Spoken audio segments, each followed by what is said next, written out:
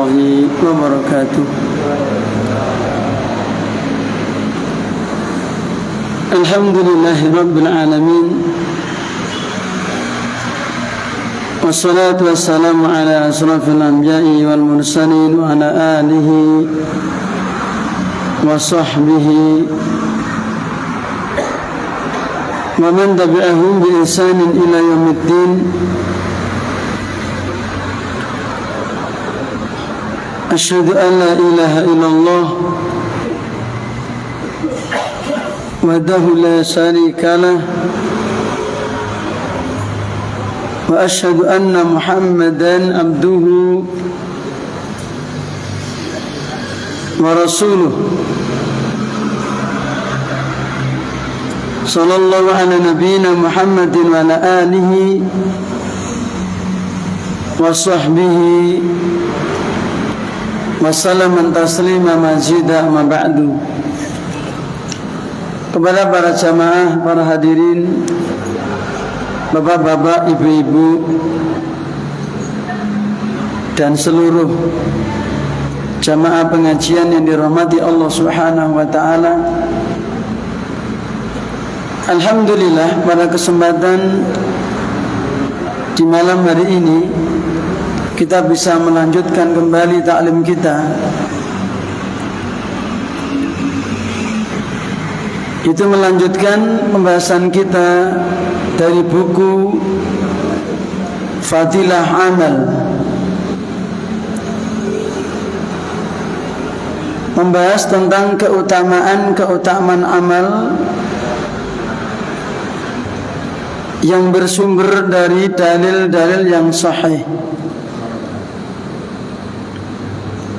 yang ditulis oleh Fadilatul Syekh Ubaid Al-Sindi rahimallahu ta'ala.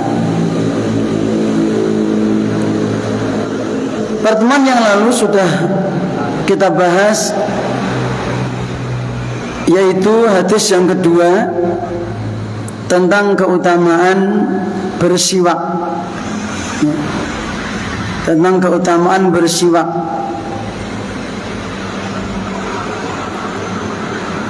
Itu merupakan perkara yang sangat ditekankan oleh Nabi kita Muhammad sallallahu alaihi wasallam.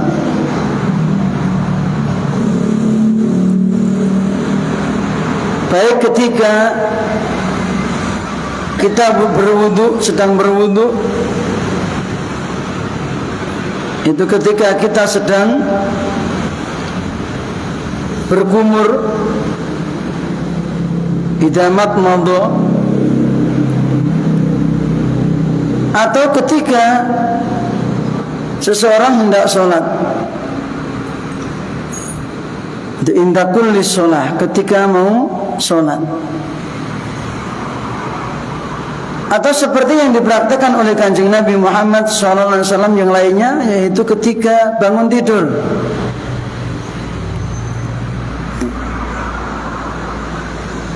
Juga ketika mau tidur, juga ketika kondisi mulut sudah mulai berubah, maka dianjurkan untuk bersiwak. Dan di antara keutamaannya adalah siwak ini mutahhiratun lil fami mardatun lir rabbi, membersihkan mulut dan juga menyebabkan datangnya ridhonya Allah Subhanahu wa ta'ala. Bapak Ibu para jamaah, kemudian pada malam hari ini kita akan melanjutkan hadis yang ketiga. Yang sudah mendapatkan buku silakan disimak dan mohon untuk dibawa. Yang belum mendapatkan buku silakan hubungi panitia. Kalau masih ada Mas Bambang. Hadis yang ketiga yang berkaitan dengan pahala berdoa setelah azan. Pahala berdoa setelah azan. Para jamaah yang dirahmati Allah, sebelum kita masuk kepada pembahasan hadis ini, perlu kita ketahui beberapa perkara yang sangat dianjurkan ketika kita mendengar adzan. Yang pertama adalah kita diperintahkan untuk mengucapkan, menirukan seperti apa yang diucapkan oleh muadzin. Dalilnya adalah dalam sebuah hadis rawahu al-Imam Al-Bukhari, Imam Muslim, yang bersumber dari seorang sahabat yang bernama Abi Sa'id Al-Khudri radhiyallahu anhu, anna Rasulullah sallallahu alaihi wasallam qala idza sami'tumun nidaa, apabila kalian mendengar an-nida, itu seruan azan, seruan muadzin atau panggilan azan, maka fakulu kama yaqulul muadzinu, maka ucapkanlah sebagaimana yang diucapkan oleh para muadzin. Ya. Jadi menirukan apa yang diucapkan oleh yaitu muadzin, kecuali ketika sampai hayya 'alas shalah dan sampai hayya 'alal falah. Ketika seseorang yang mendengar muadzin ketika sampai hayya 'alas shalah atau hayya 'alal falah, maka kita disunahkan untuk mengatakan la haula wala quwwata illa billah. Ini perkara yang berkaitan dengan adzan. Kemudian yang kedua, doa yang tercantum di dalam hadis yang ketiga dalam buku tersebut itu diucapkan setelah kita membaca sholawat. Kita ucapkan setelah membaca sholawat. Jadi sebelum berdoa dengan doa ini, Allahumma rabba hadhihi da'wati tammah wa salatil qa'imah ati Muhammadanil wasilata wal fadilah wa ba'asu maqama mahmudan allati wa'atah. Maka sebelumnya didahului dengan membaca sholawat.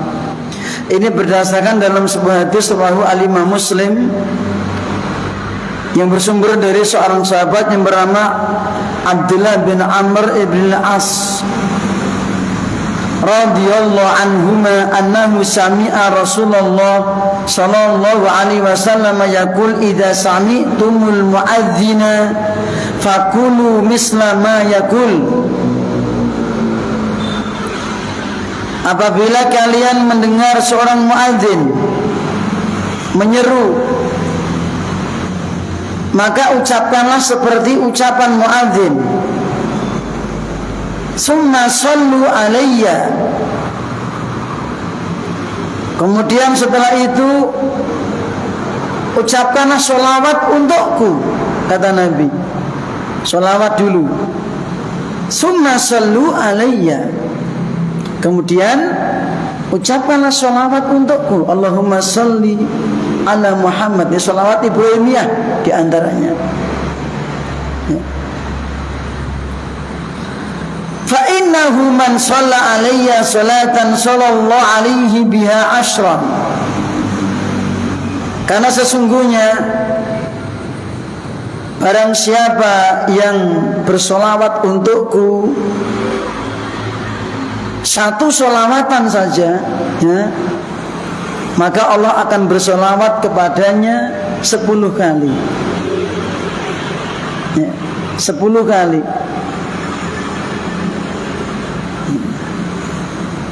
Jadi ketika kita bersolawat sekali, Allah memberikan solawat kepada siapa? Orang yang mengucapkan sholawat kepada Kanjeng Nabi diberi 10 oleh Allah Subhanahu wa ta'ala. 1 dibalas 10. Kemudian summa salullaha liyal wasilah. Nah, baru membaca doa tadi. Kemudian mintakan kepada Allah untukku al-wasilah. Allahumma rabb hadhihi da'wati tamah wa sholatil qa'imah ati Muhammadan al-wasilah. Nah, ini. Berilah kepada Muhammad al-wasilah. Apa Bapak Ibu al-wasilah?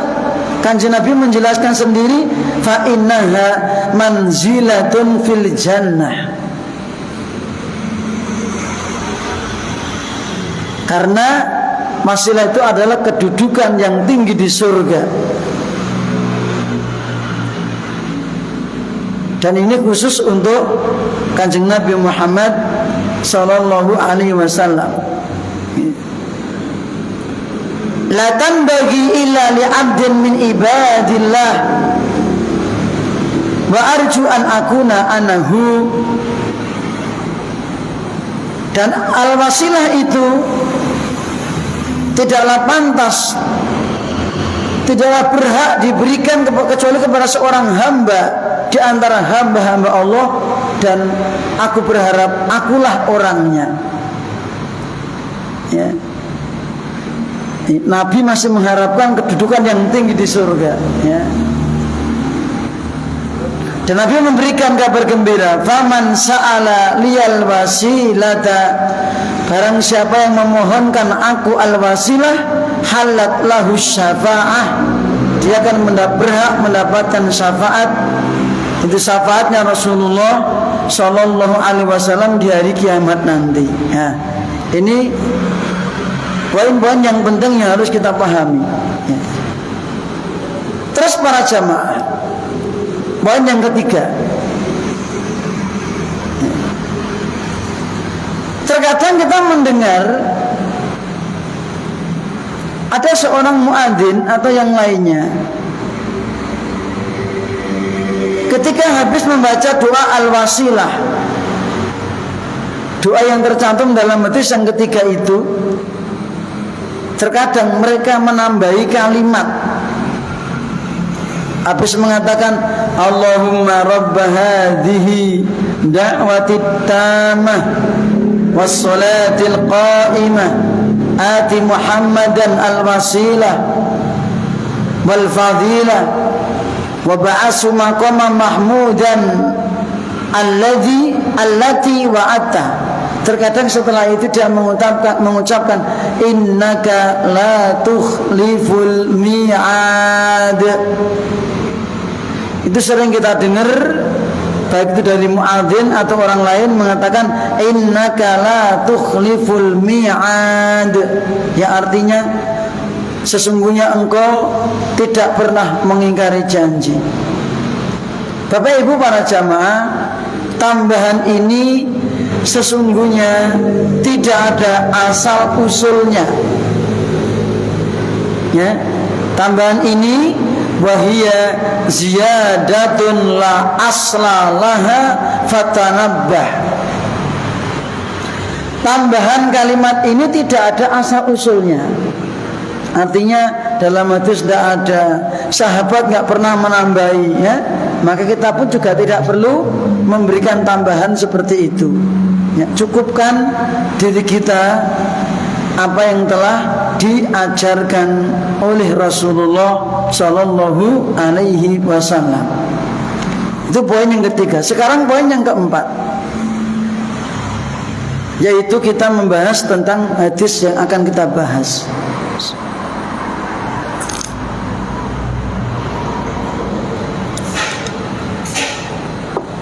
Hadis yang keempat, yang ketiga, mohon maaf. Hadis yang ketiga, judulnya adalah pahala berdoa setelah azan dengan doa ini. Lafaz hadisnya adalah sebagai berikut. Lafaz hadisnya sebagai berikut.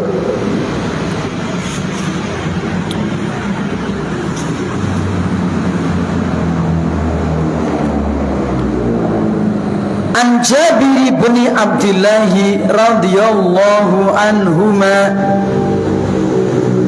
anna Rasulullah sallallahu alaihi wasallam qala man qala hina yasma'un nidaa Allahumma rabb hadhihi da'watit tammah wassalatil qa'imah ati Muhammadal wasilah. Kalau dalam membaca selain Al-Quran boleh tidak disebut ati Muhammadanil, itu kan dalam Al-Quran. Kalau selain Al-Quran tidak pakai nun wikoyah tidak apa-apa ya. Ati Muhammadal wasilah boleh, tapi kalau dalam Al-Quran maka harus pakai nun ziyadah, nun wasal ya, nun silah ya. Jadi ketika tanwin ketemu dengan hamzah wasal, maka di bawahnya ada nun kecil, itu namanya nun wikoyah atau nun wasal untuk menyambung. Tetapi kalau selain Al-Quran tidak harus, karena nggak ada kewajiban ketika kita membaca ini pakai ilmu tajwid, nggak harus ya. Maka kita boleh membaca Allahumma rabb hadhihi da'wati tammah wa sholatil qa'imah ati Muhammadal wasilata wal fadilah wa ba'ashu maqamah mahmudal ladzi wa'attah.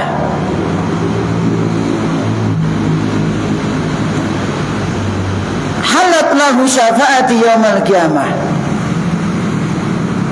Artinya An Jabir bin Abdullah, dari Jabir bin Abdullah, semoga Allah meridhoi keduanya. Dari Jabir bin Abdullah, semoga Allah meridhoinya. Jabir bin Abdullah ini seorang, yaitu sahabat yang mulia. Dia seorang sahabat Ansor.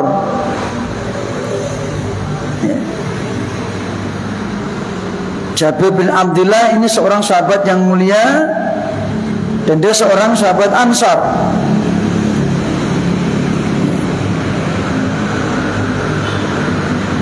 Dia salah seorang sahabat yang mengikuti Baiat Al-Aqabah ketika dia masih kecil. Masya Allah.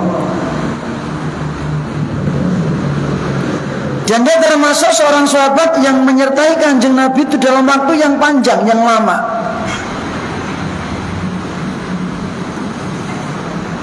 Dan dia sering mengikuti peperangan di zaman Rasulullah Sallallahu Alaihi Wasallam, dan termasuk salah seorang di antara orang-orang yang banyak meriwayatkan hadis dari Rasulullah Sallallahu Alaihi Wasallam. Ini seorang sahabat yang bernama Jabir bin Abdullah. Dia meninggal dunia pada tahun 77 Hijriah. Dan ketika itu umurnya 94 tahun. Jadi umurnya panjang. Umurnya sampai 94 tahun. Jadi 94 itu termasuk panjang. Kenapa? Karena umurnya umatnya Kanjeng Nabi itu rata-rata baina sitin ila sab'in, kata Nabi. Antara 60 sampai 70. Ya, itu rata-rata. Maka kalau ada orang kok umurnya sampai 80, 83, 90 dan lebih, maka dikatakan umurnya panjang. Nggih, zaman sapunika napa melih? Nek tiang-tiang zaman rumiyin umure dawa-dawa gitu, dikatakan wajar. Tapi nek tiang-tiang sapunika lan Nabi ngendika umuripun umatipun Kanjeng Nabi punika antawis swidak ngantek 70. Itu sudah dikatakan sejak dulu. Ya. Kalau ada orang ke umurnya sampai di atas 80 atau di atas 70 ya toh, maka termasuk umurnya panjang.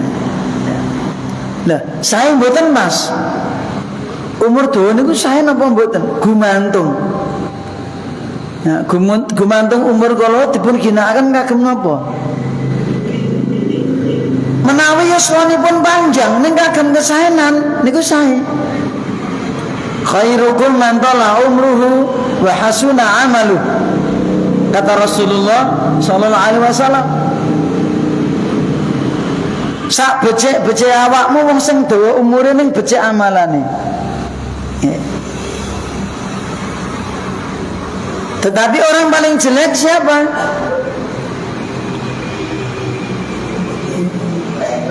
Mantola umruhu, panjang umurnya, tapi sa'a amaluhu, jelek amalannya.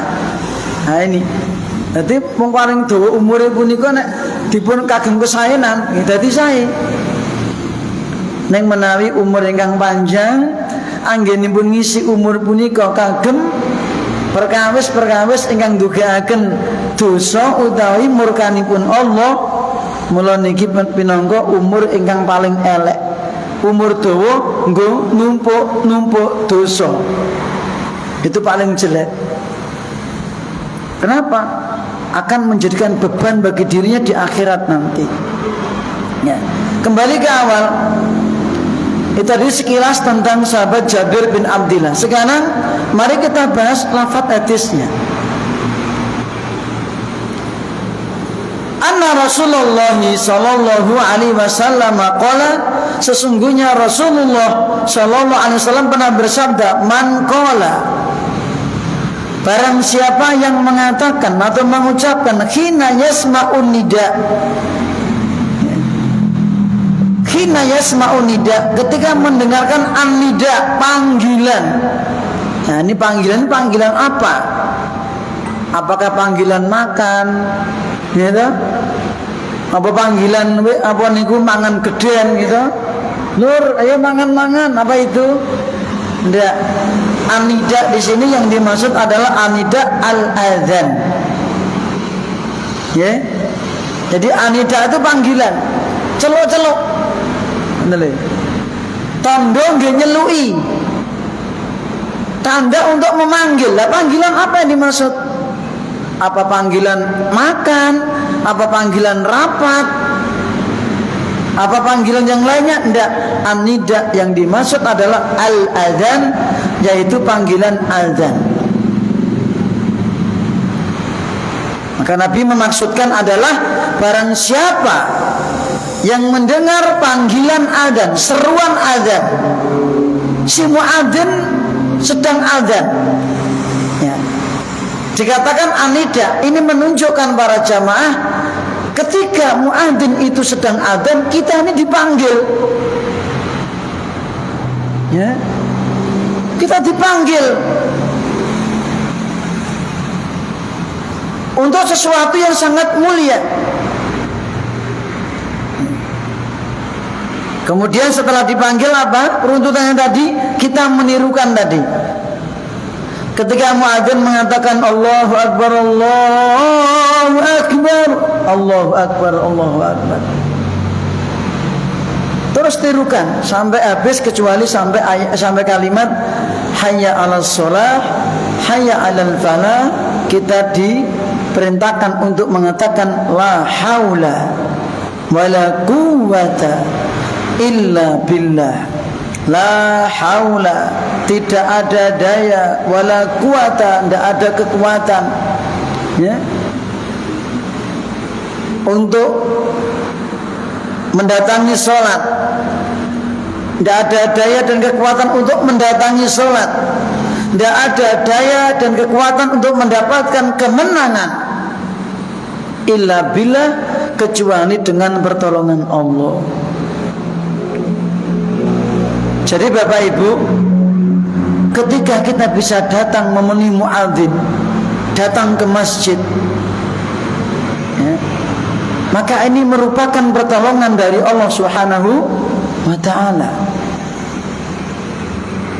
Karena orang yang dikehendaki sakit di rumah, dia nggak bisa datang ke masjid. Dan sakit itu juga pemberian dari Allah, ya. Maka ketika orang tahu, ketika bisa mendatangi sholat, mengerjakan sholat berjamaah, bahkan mengerjakan sholat itu sendiri, dia itu sedang ditolong sama Allah. Maka orang itu insya Allah ketika mengerjakan sholat tidak berat. Loh, kenapa Pak? Ketika orang itu ketika mengerjakan sholat, dia sedang diberi rahmat oleh Allah. Rahmat bisa memuji Allah, dia bisa menyanjung Allah, mengagungkan Allah, dia bisa berdoa di dalam sholat. Coba cek dalam sholat, bacaan-bacaan sholat, isinya pujian, isinya sanjungan, isinya doa, isinya permohonan ampun. Maka dengan apa yang kita baca di dalam sholat, itu sebagai asbab kita diberi rahmat, kita diberi apa yang akan kita minta, kita diberi ampunan.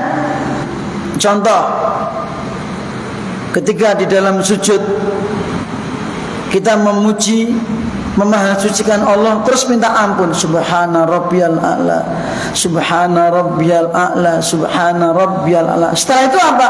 Boleh membaca atau diperbanyak membaca subhanakallahumma wa bihamdika Allahumma gfirli.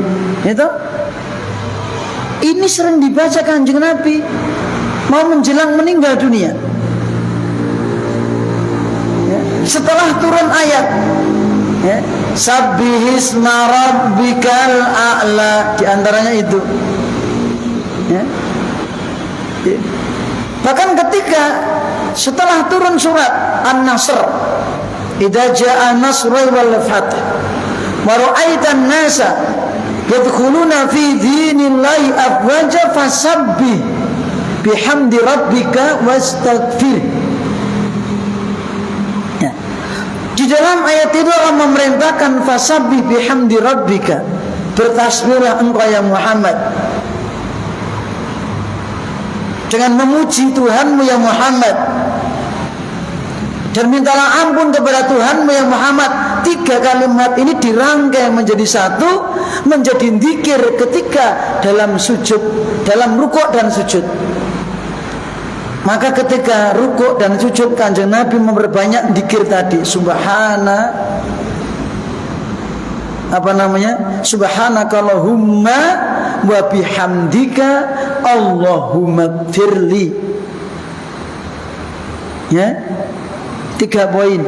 Subhanakallahumma wa bihamdika Allahumma gfirli itu diperbanyak oleh Kanjeng Nabi ketika rukuk dan sujud, ya.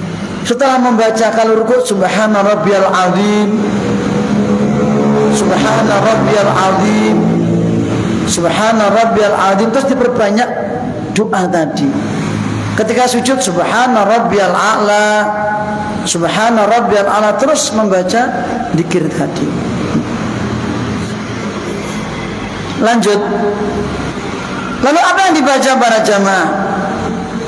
Yang dibaca adalah memohonkan al-wasilah, ya.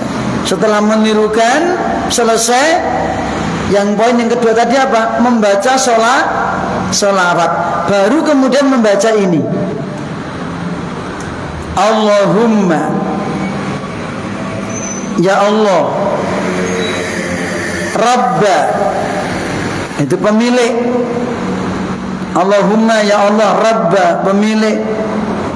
hadhihi dakwah at-tammah, pemilik seruan yang sempurna ini. Allahumma ya Allah Rabba, pemilik hadhihi dakwati tammah, pemilik seruan yang sempurna. Apa yang dimaksud? Itu dakwatul adzan, pemilik panggilan adzan. Dikatakan dakwatut tammah wassalatil qaimah, dan pemilik salat yang ditegakkan. Ya, salatul qaimah maknanya adalah as-salatul lati nuaddi laha, salat yang kita tunaikan, salat yang kita tunaikan. Itu makna wassalatil qaimah, dan salat yang ditunaikan.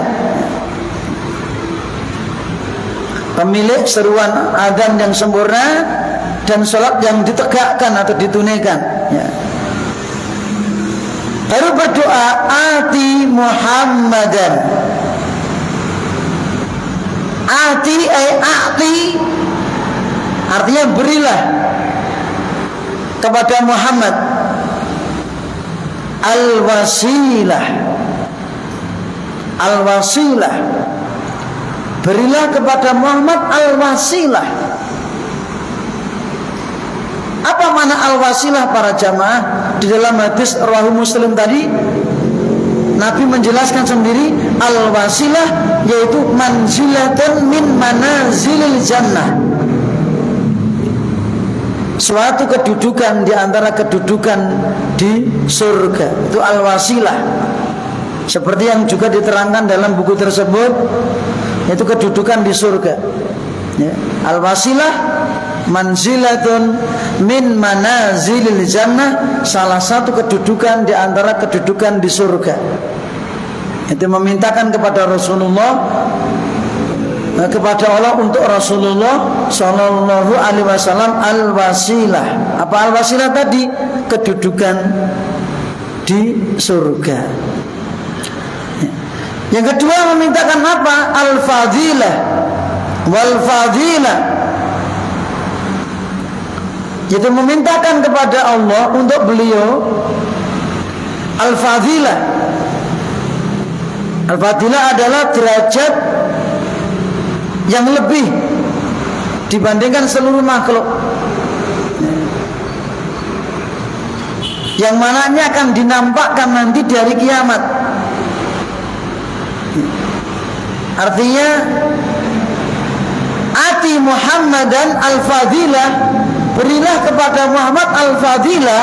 Al-fadilah adalah idharu fadlihi, agar dinampakkan keutamaan beliau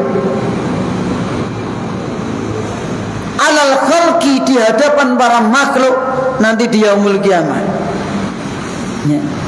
Jadi kita ketika habis adzan mendoakan untuk beliau, satu memintakan kepada Allah al-wasilah, derajat di surga. Yang kedua memintakan untuk beliau agar Allah memberikan al-fadilah. Apa al-fadilah? Itu keutamaan yang lebih di hadapan para makhluk atau di atas seluruh makhluk, dan itu nanti juga akan dinampakkan nanti ketika dia yaumul kiamah. Apa termasuk di antara keutamaannya? Nanti seluruh makhluk ketika di padang mahsyar akan mendatangi beliau Sallallahu Alaihi Wasallam untuk meminta syafaat, ya. Dan nanti seluruh makhluk akan dikumpulkan di hadapan beliau. Ketika seluruh nabi dan rasul tidak bisa memberikan syafaat, itu yang namanya syafaatul uzma,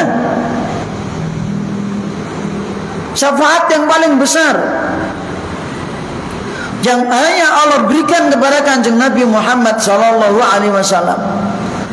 Maka beliau punya nama Al-Hashir. Al-Hashir yang mengumpulkan, ya, bahwa nanti manusia itu yuhsarunas, dikumpulkan di padang mahsyar di hadapan beliau. Mereka mendatangi beliau, minta syafaat.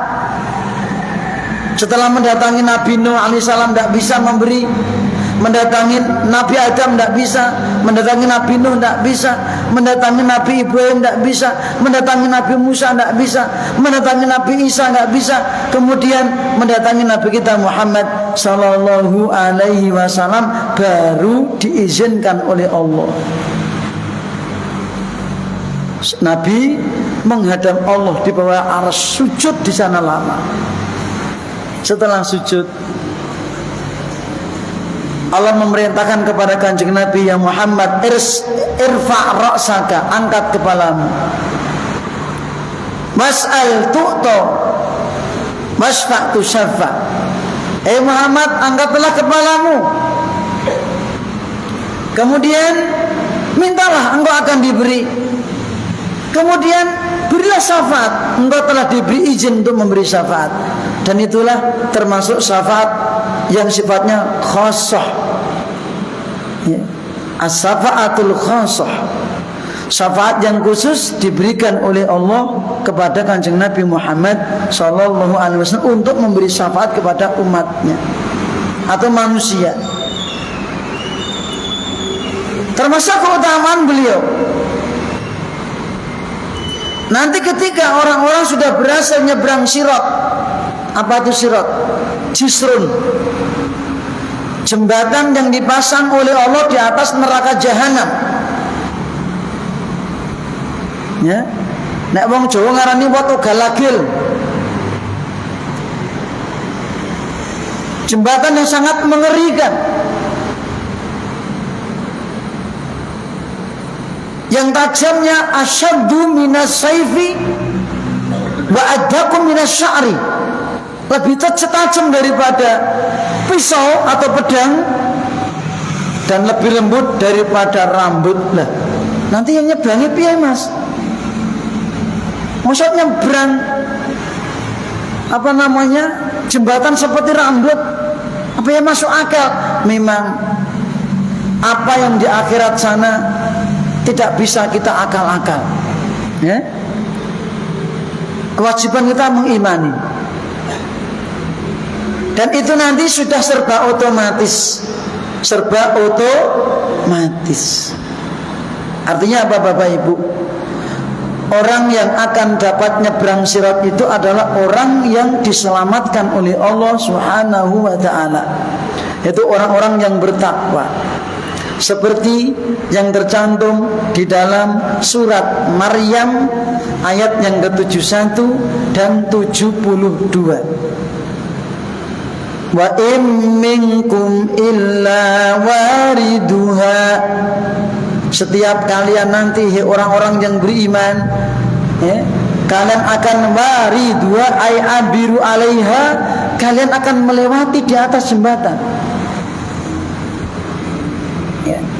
Penonton deh, Pak. Sudah tahu belum? Belum. Jadi setiap orang yang beriman akan melewati di atas neraka jahanam, akan melihat neraka jahanam.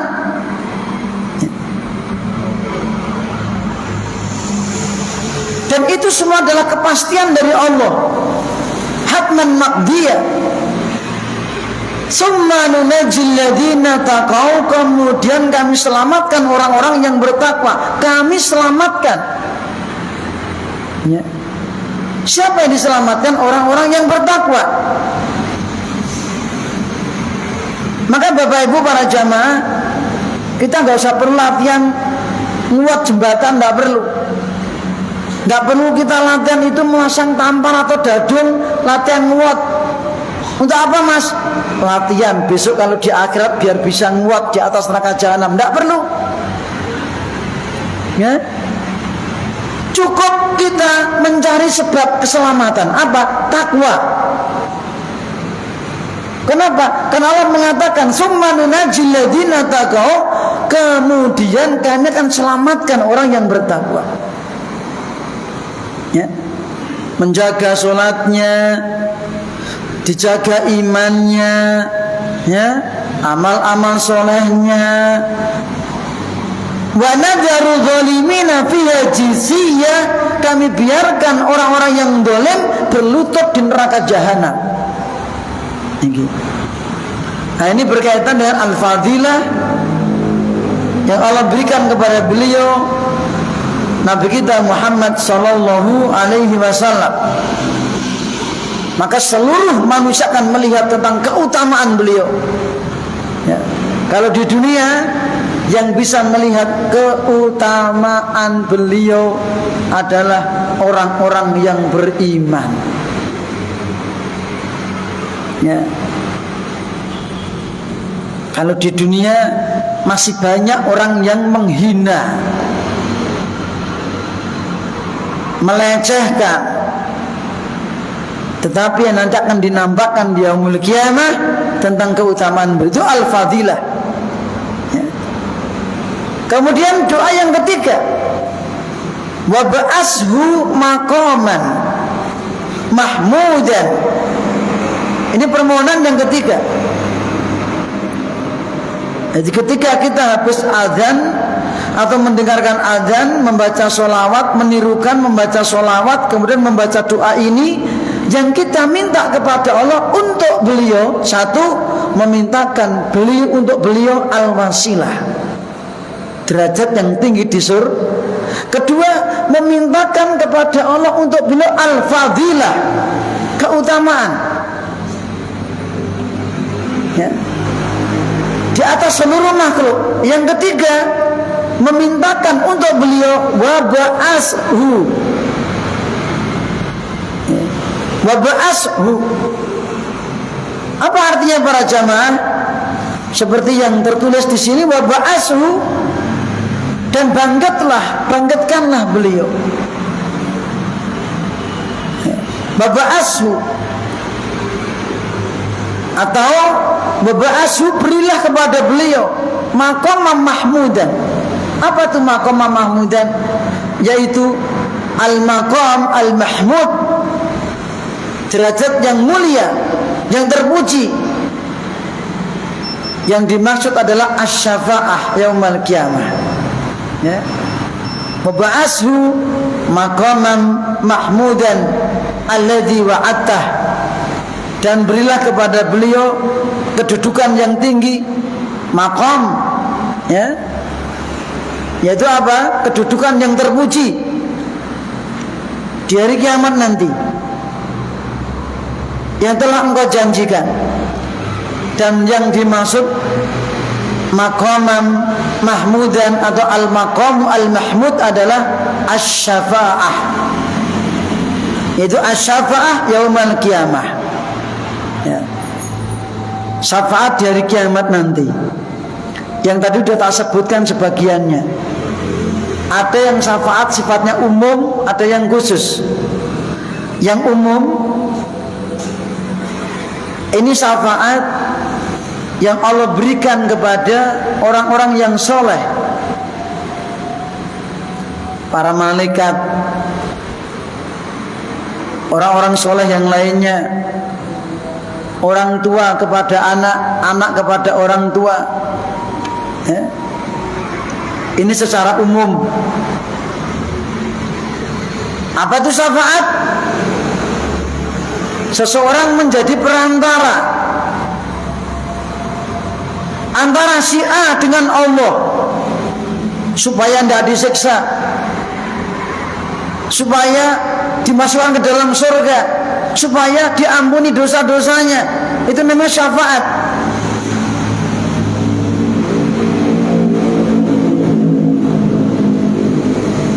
Maka masalah syafaat ini para jamaah sebetulnya panjang pembahasannya, karena meliputi akan ada pembahasan tentang orang-orang, ada beberapa golongan yang mensikapi tentang syafaat ini. Yang pertama, ada yang berlebih-lebihan. Yang kedua, ada orang yang menolak adanya syafaat. Yang ketiga, ada yang menetapkan dengan benar.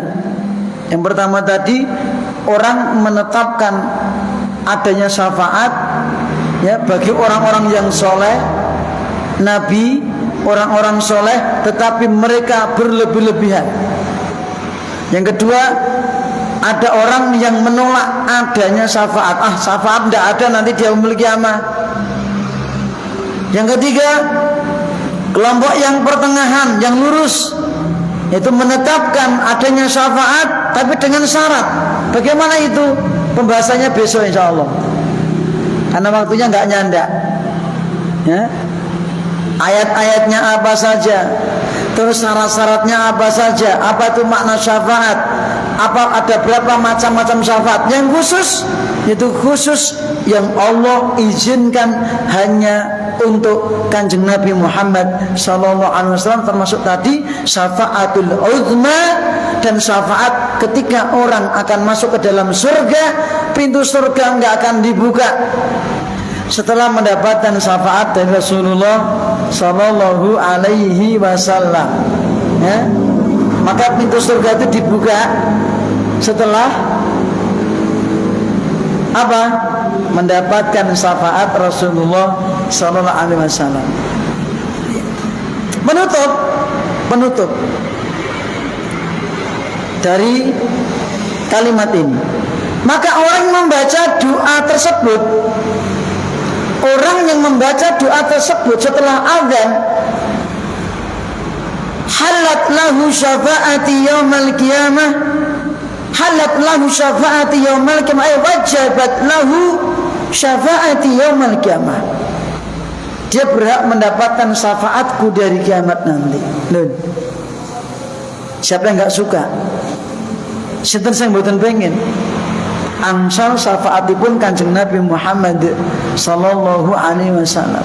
Di antara sebabnya adalah sak sampunipun kita midhangetaken azan, sak sampunipun kita nerokaken, sak sampun kita mau sholawat, membaca doa ini, maka janjinya Kanjeng Nabi, halat lahu syafaati yaumal qiyamah, dia akan berhak mendapatkan syafaatku di hari kiamat nanti. Syafaat apa itu? Nanti tunggu tanggal mainnya yang kedua, masih membahas pembahasan ini berkaitan dengan doa setelah azan, tetapi yang akan kita bahas adalah khusus tentang syafaat. Karena pentingnya pembahasan ini, maka insya Allah kita tetap melanjutkan hadis ini khusus membahas tentang syafaat. Semoga, karena apa para jamaah? Karena yang menolak syafaat nanti juga ngakunya Islam. Siapa mereka? Orang-orang Mu'tazilah ya. Kelompok Mu'tazilah itu tidak mengimani adanya syafaat. Nabi tidak punya syafaat ya. Orang soleh itu tidak punya syafaat ya. Mereka menggunakan dalil dari Al-Quran. Ini bahayanya. Loh kok bahaya? Iya, karena salah menggunakan ayat. Contoh, mereka menggunakan dalil surat Al-Baqarah 48 ya. Mereka menggunakan dalil dari Al-Quran untuk menyimpang. Coba bayangkan, menurut dia itu benar ya. Wattaqu yawman la tajzi nafsun an nafsin syai'a wa la yuqbalu anha syafa'ah. Ini. Dan tidak diterima syafaat dari siapapun. Dia menggunakan ayat itu untuk menolak syafaat seluruhnya. Jadi menetapkan ayat, menolak ayat. Contoh ayat yang menetapkan syafaat, man dzalladzi yashfa'u indahu illa biidznih. Tidak ada seorang pun yang dapat memberi syafaat di sisi Allah di akhirat nanti, illa biidnihi, kecuali setelah mendapatkan izin dari Allah. Maka disinilah perlu kita bahas ya. Karena yang menolak syafaat ini orang yang notabene-nya KTP-nya Islam, ngakunya Islam. Ini bahaya enggak? Bahaya. Kenapa? Dia menolak ayat, menolak hadis yang sahih. Maka nanti insya Allah pertemuan akan datang kita bahas khusus tentang syafaat ini ya. Semoga memberikan kemudahan, kelancaran dan semoga Allah selalu membimbing kita untuk senantiasa berjalan di atas jalan yang lurus yang Allah ridhai, dan semoga titik akhir hayat kita ditutup dalam kondisi husnul khatimah. Amin. Wa akhiru da'wana alhamdulillahi rabbil alamin wa sallallahu ala nabiyyina Muhammadin wa ala alihi wa sahbihi ajma'in. Subhanakallahumma wa bihamdika asyhadu an la ilaha illa anta astaghfiruka wa atubu ilaik. Assalamualaikum warahmatullahi wabarakatuh.